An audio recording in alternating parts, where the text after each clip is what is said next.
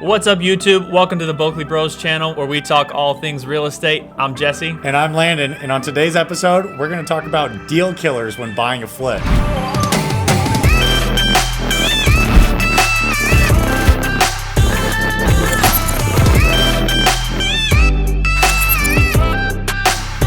Guys, in my opinion, there is nothing worse than buying a great flip, doing a great remodel, beautiful job, and then seeing buyer after buyer walk away. It's so painful. Right. You could do the high-class, high-end remodel. It looks fantastic, but there's always a couple items that if you overlook them, they could be huge deal killers. That feeling that you get at the end of the day when you're standing behind your product and you see them walk away time and time again, there's nothing worse. There's so much anguish and frustration in that. So that's the point of our video here today, is to hopefully help you avoid all of those mistakes, because we know we've made them on our own and they are painful. Right. We try to overlook them, and if you do, it comes back to bite you.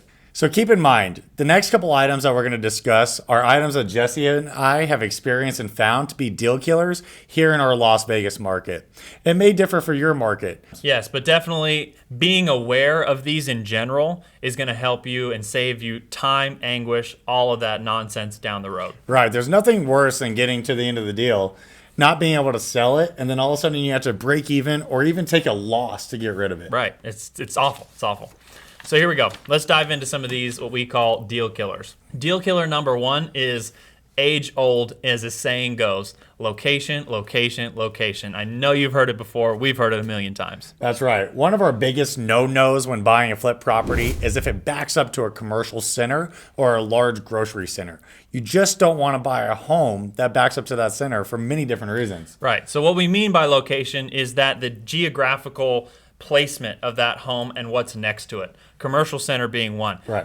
Commercial centers are just magnets for all kinds of bad shit that goes on.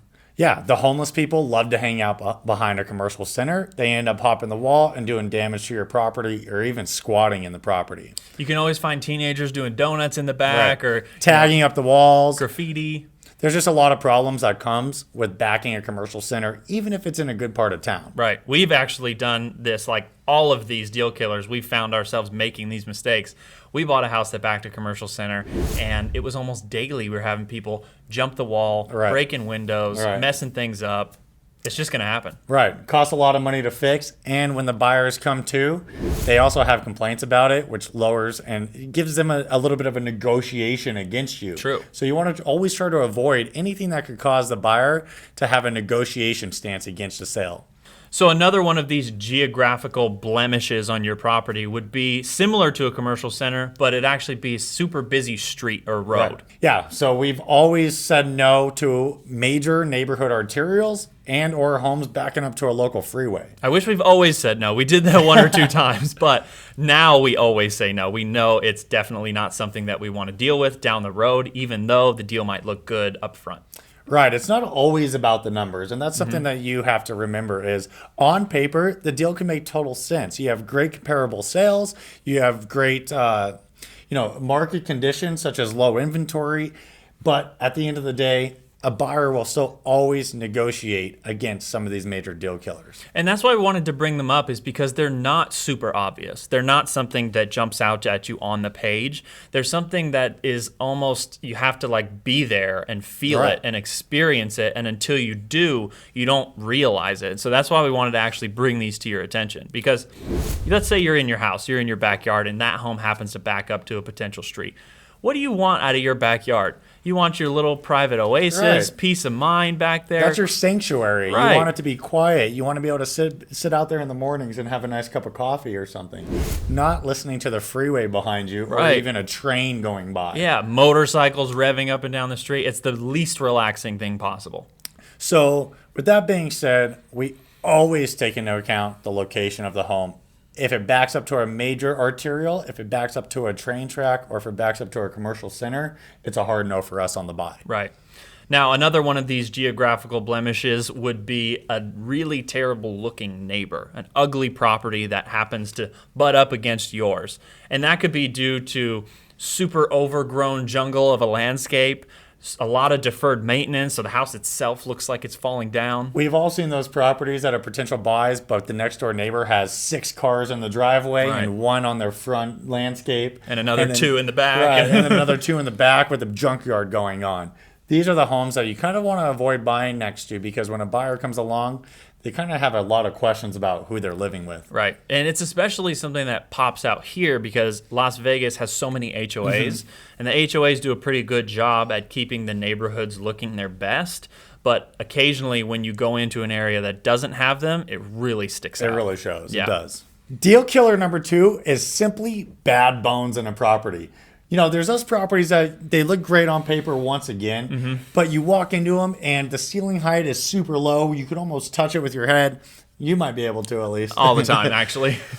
You know, the room is super choppy. The kitchen's very small and in the corner of the house. Just those items that you don't see until you walk into it and feel the bones. And those are things that you simply can't change. Right. And of course, you can almost change anything in a house with enough money, but we're all talking in budgets here. We're investors, and I'm sure you are too. So everyone's working within a budget. So going in and looking at that house and saying, yeah, if I change the flooring, countertops, base paint, if I do everything that I normally do, I'm still going to be stuck with this aspect of the house that I can't change. Right. And buyers notice those things, right? Every Yes. buyer wants today in today's market the open floor plan concept. So if you walk into a house and everything's walled off into these small sectional rooms, it's very hard to open that up within budget, Right. which to us, even though it makes sense on paper, it's a deal killer as to a buy. It's another one of those things that, just like the backyard, you walk in, it's a feeling you get.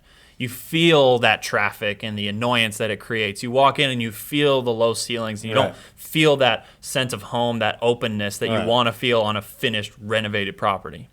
So deal killer number 3 is not conforming or fitting in to the neighborhood that your property lies in. And what we mean by that is when you actually go to list the property, listing it for something super crazy, maybe so high that buyers aren't even looking at that price point in that area. Right. It's always possible to put too much into a property and over upgrade the property to the point where you just price yourself out of that market completely. Yeah. And Just that's because what you want to be careful with. You absolutely have to be careful with it. Just because you put the money into it and you want to ask what you're asking for the property, that doesn't mean that it's going to happen.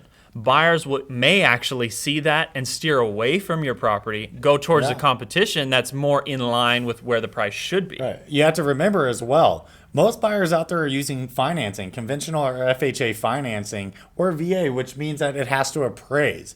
And appraisers aren't always going to give you, even though it's a full remodel, value just above and beyond to an unrealistic amount above the comparable sales. Yeah. So you always want to make sure that when you're comping your properties and you're budgeting for the remodel, you still budget within a conservative price range to the comparable sales. Right. You got to fit into your surrounding area. So now that we've covered a lot of these deal killers, there are some ways, if you have to invest in a property that suffers from one of these, to get around it and to deal with it. One of those things would be, let's say you have to purchase a property that backs up to a street or backs up to a commercial center. Our advice to you would be only look at sales that have done the exact same thing. So only look at properties that have experienced that same situation to base your values off of. Yeah, you want to negotiate that into the price, right? Because the buyer on the back end is most likely going to come in and try to negotiate against that flaw or defect in the house. So as long as you budget on the front end and buy it right and buy it with comparable like-kind sales, you should always be okay. We hope this video today helps you avoid some agonizing pain points and deal killers when purchasing a flip property. Go ahead and smash that like button and hit subscribe for more real estate content like this. If you have any questions, drop a comment below. And otherwise, We'll see you on the flip side.